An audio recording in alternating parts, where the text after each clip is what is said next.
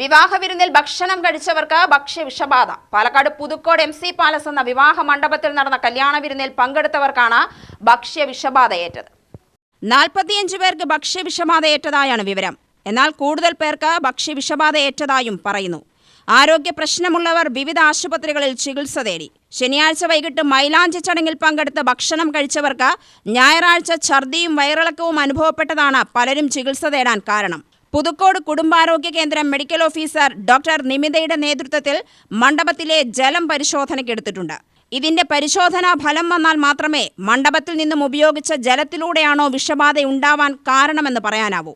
അതോടൊപ്പം പരിസരത്ത് ചിക്കൻ വാങ്ങിയ കടയിൽ പരിശോധന നടത്തുമെന്നും കാറ്ററിംഗ് നടത്തിയവരുമായി ബന്ധപ്പെട്ട അന്വേഷണവും നടക്കുന്നുണ്ടെന്നും ഭക്ഷ്യസുരക്ഷാ വകുപ്പ് അറിയിച്ചു. ഇവിടെ വാട്ടർ സാമ്പിൾ ടെസ്റ്റിങ്ങിന് അയക്കുന്നുണ്ട്. ഇവിടുത്തെ കിണറിലെ വാട്ടർ സാമ്പിൾ ടെസ്റ്റിങ്ങിന് എടുക്കുന്നുണ്ട്.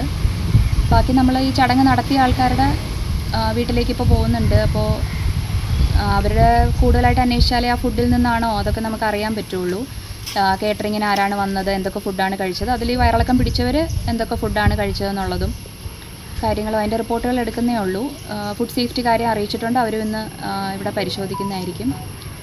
പിന്നെ വാട്ടർ സാമ്പിൾ ടെസ്റ്റിങ്ങും ഇതിൻ്റെ ഈ ഭാഗമായിട്ടുള്ള ഫുഡിൻ്റെ കാര്യത്തിലുള്ള എല്ലാവരും കഴിച്ചതിൻ്റെ ഇൻവെസ്റ്റിഗേഷനോ കഴിയുമ്പോഴാണ് നമുക്കൊരു ഫൈനൽ റിപ്പോർട്ട് പറയാൻ കഴിയുള്ളൂ. ഇപ്പം നമ്മളുടെ ഫീൽഡ് തലത്തിൽ അന്വേഷിച്ചതിൽ നിന്ന് 40 മുതൽ 50 പേരാണ് അഫക്റ്റഡ് ആയിരിക്കുന്നത്. കൂടുതൽ കേസുകൾ ഇനി വരും ദിവസങ്ങളിൽ വരുമെന്നൊക്കെ നോക്കേണ്ടി വരും. ഈ തമിഴ്നാട് ഭാഗത്തും ഇതിൻ്റെ ഒരു ബാധിച്ചു എന്ന് പറയുന്നുണ്ട്. അത് പക്ഷേ നമ്മുടെ ആശാവർക്കർ അന്വേഷിച്ചതിൽ നിന്ന് ഊട്ടി ഭാഗത്ത് അധികം അഫക്റ്റഡ് അല്ല എന്നാണ് പറയുന്നത്. പക്ഷേ ഇതിപ്പോൾ നമ്മൾ വീട്ടുകാരെ കണ്ടിട്ട് കൂടുതലായിട്ട് ഡീറ്റെയിൽ ആയിട്ട് ചോദിച്ചാലേ നമുക്ക് അറിയുള്ളൂ. ഭക്ഷ്യവിഷബാധ ഏറ്റവരിൽ ചിലർ ഞായറാഴ്ച മറ്റു ചില ഫംഗ്ഷനുകളിലും പങ്കെടുത്തതായും ഭക്ഷ്യസുരക്ഷാ വകുപ്പ് പറയുന്നു. UTV news, Palakkad.